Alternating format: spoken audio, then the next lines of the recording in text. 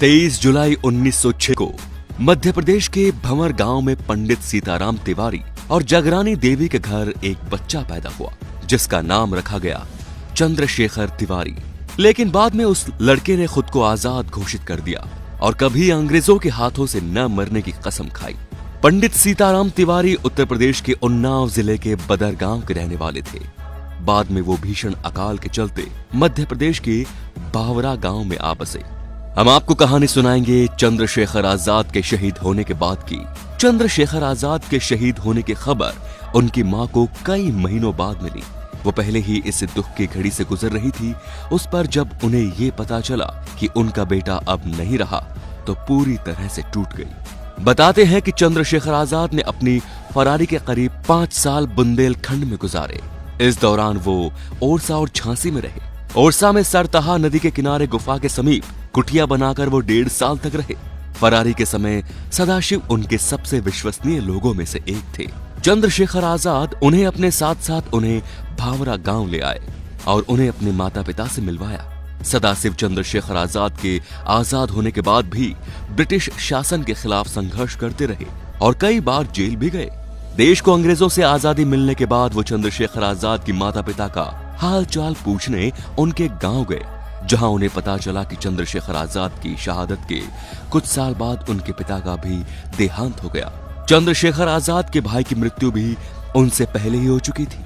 पिता के देहांत के बाद चंद्रशेखर आजाद की मां बेहद गरीबी में जीवन काट रही थी। गरीबी के बावजूद उन्होंने कभी किसी के आगे हाथ नहीं फैलाए। वो जंगल से लकड़ियां काट कर लाती और उनको बेचकर ज्वार बाजरा खरीदती। भूख लगने पर ज्वार बाजरा का घोल बनाकर पी लेती। उनकी ये स्थिति देश को आजादी मिलने के 2 साल यानी 1949 तक जारी रही। सदाशिव ने जब ये देखा तो उनका मन काफी दुखी हो गया। एक महान राष्ट्रभक्त की मां एक वक्त के भोजन के लिए भी तरस रही थी।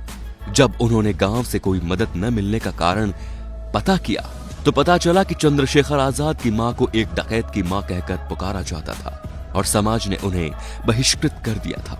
चंद्रशेखर आजाद की मां की इस दुर्दशा को देखकर सदाशिव ने उन्हें अपने साथ झांसी चलने को कहा, परंतु उस स्वाभिमानी मां ने अपनी दीनहीन दशा के बावजूद भी सदाशिव के साथ चलने को मना कर दिया।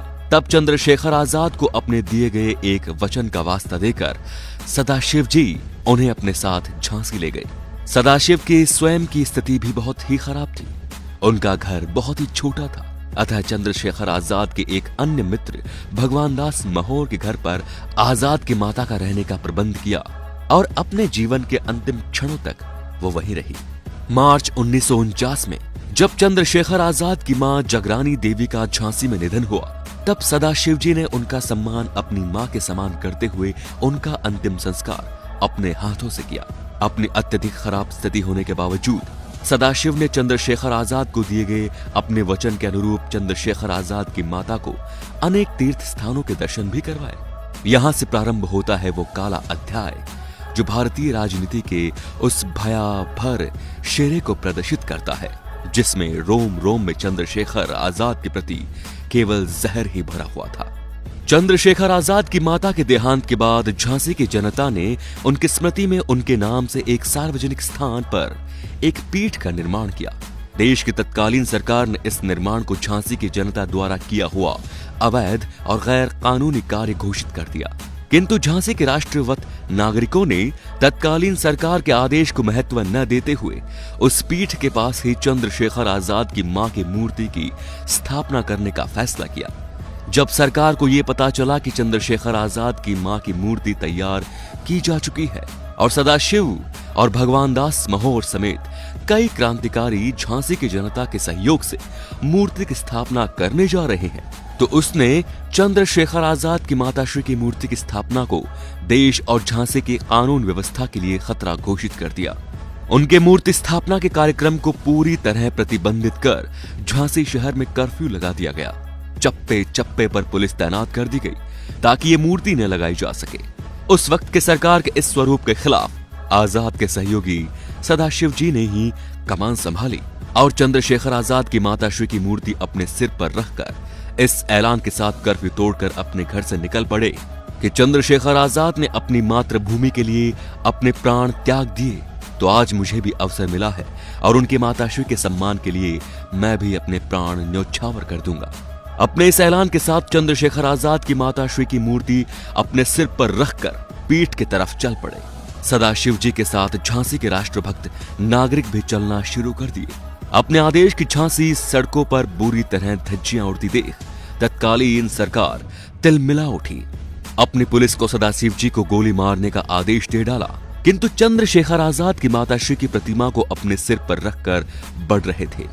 सदाशिव को जनता ने चारों तरफ से घेर लिया, अतः उस सरकार ने भीड़ पर भी गोली चलाने का आदेश दे डाला।